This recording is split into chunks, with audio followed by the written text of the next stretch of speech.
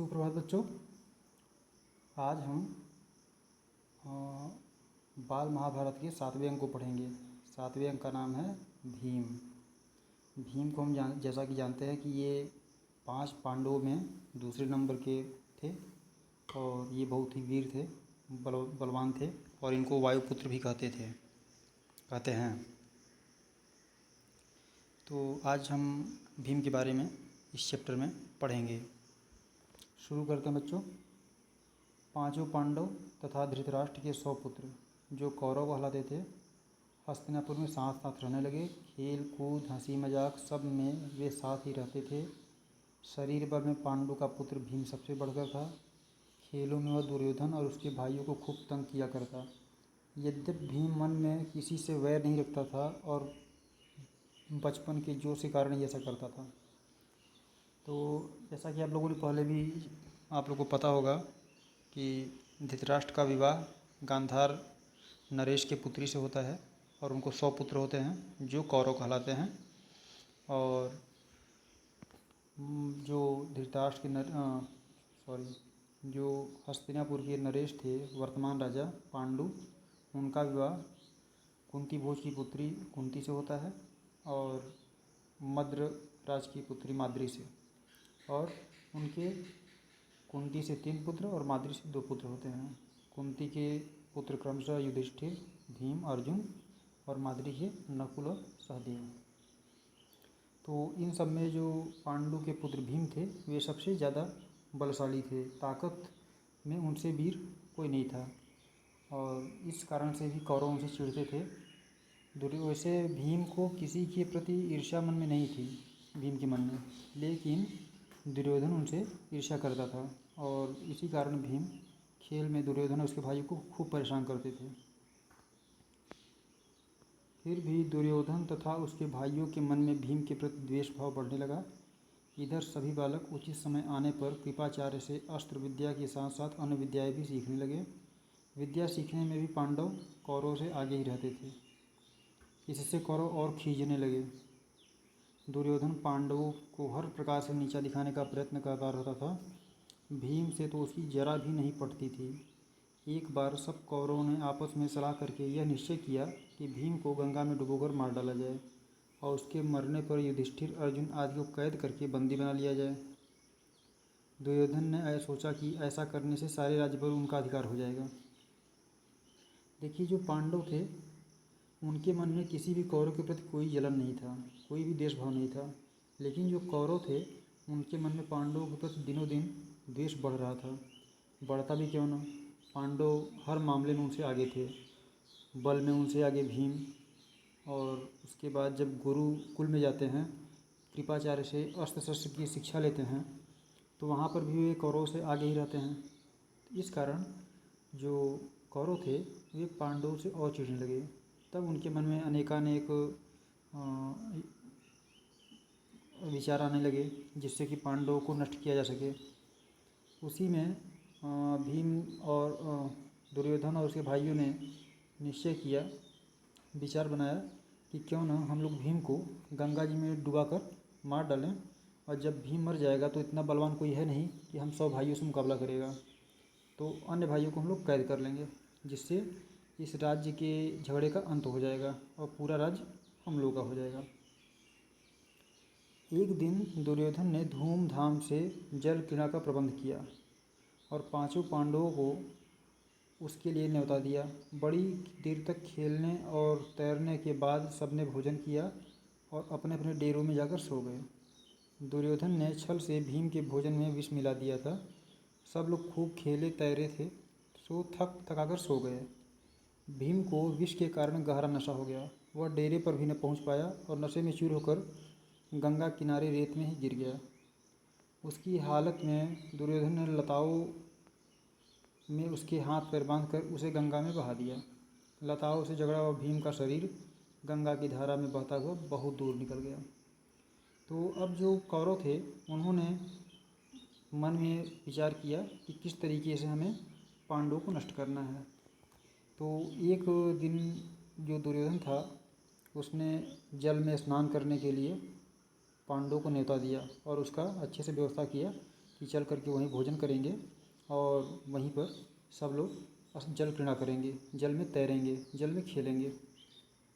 तो बच्चे थे, पांडवों के मन में उनके प्रति कोई द्वेष तो था नहीं जो कि उस तरीके से सोच पाते कि दुर्योधन उनके खिलाफ़ कोई षड्यंत्र कर रहा है। वहाँ गए तो सभी ने खाना खाया, तो जो भीम का भोजन था उस भोजन में दुर्योधन ने विष मिलाया हुआ था और उस भोजन को करने के बाद भीम को जो विष था वो असर पहुंचाने लगा और भीम स्नान करने के बाद खेमे तक नहीं पहुंच पाए और वे पहले ही गंगा की रेत में गिर गए। जो जल का भंडार था, जो नदी था, वहाँ वे गिर गए गंगा किनारे। अब इस हालत में जो दुर्योधन था प्रतीक्षा कर रहा था।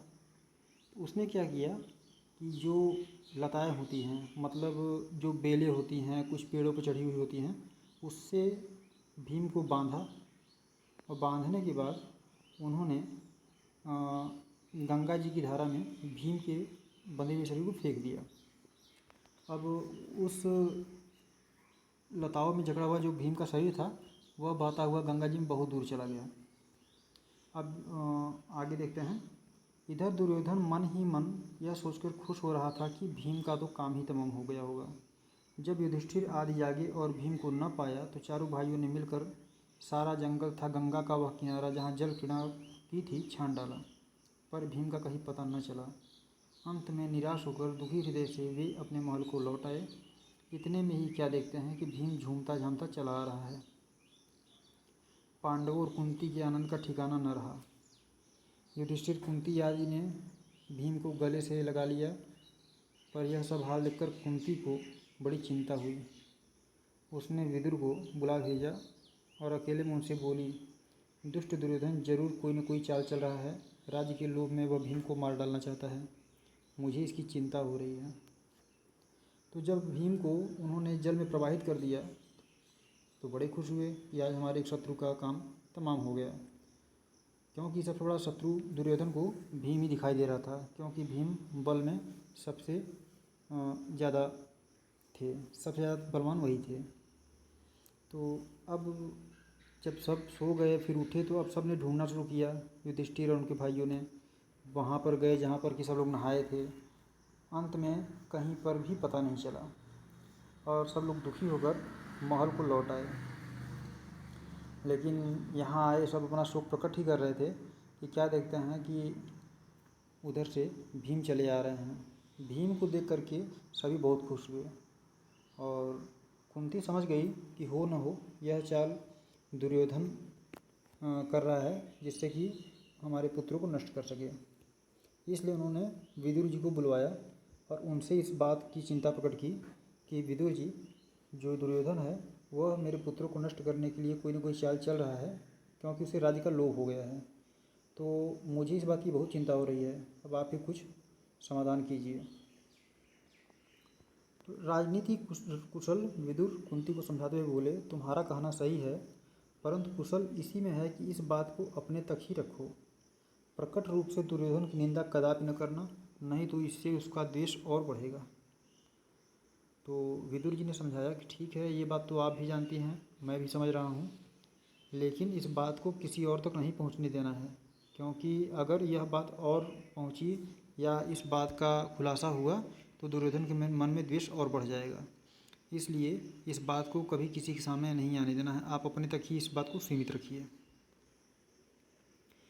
इस घटना से भीम बहुत उत्तेजित हो गया था। उसे समझाते हुए युधिष्ठिर ने कहा, भाई भीम, अभी समय नहीं आया है, तुम्हें अपने आप को संभालना होगा। इस समय तो हम पांचों भाइयों को यही करना है कि किसी प्रकार एक दूसरे की रक्षा करते हुए बचे रहें। भीम के वापस आ जाने पर दुर्योधन को बड़ा आश्चर्य हुआ, उसका हृदय और जलने लगा।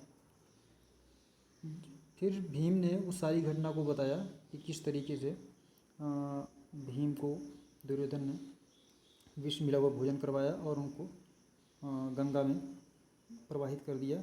और जब ये सब घटनाओं का खुलासा युधिष्ठिर और अन्य भाई के सामने किया तो समझ तो सभी रहे थे, लेकिन भीम कुछ ज़्यादा ही उत्साही थे।